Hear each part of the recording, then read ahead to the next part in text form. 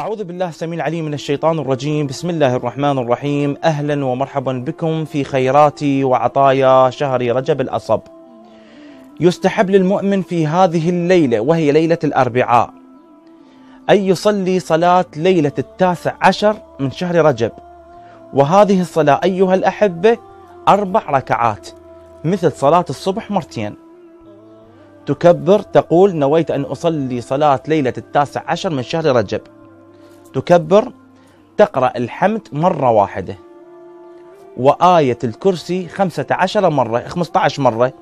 آية الكرسي المعروفة الله لا إله إلا هو الحي القيوم إلى قوله تعالى وهو العلي العظيم.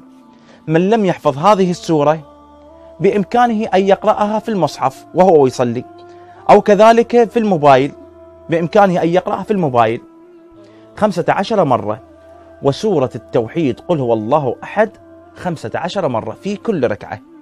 تصلي ركعتين تشاهد وتسلم، ثم تصلي ركعتين هم تقول نويت أن أصلي صلاة ليلة 19 من شهر رجب، هم كذلك تقرأ الحمد مرة وآية الكرسي 15 مرة وسورة التوحيد 15 مرة. وقت هذه الصلاة يبتدئ بعد صلاة العشاء إلى ما قبل الفجر.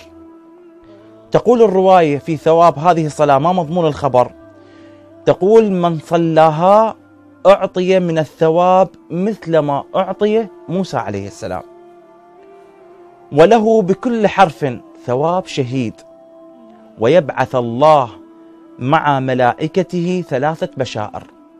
ما هي البشائر؟ أولا لا يفضحه في الموقف، 2 لا يحاسبه الله تعالى يوم القيامة، 3 يدخله الجنة بغير حساب.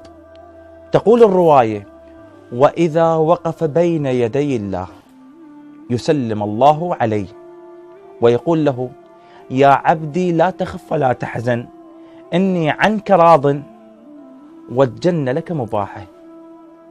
فلعله أيها الأحبة هذه الصلاة الذي نصليها لعلها آخر صلاة في حياتنا، فلا تقصر.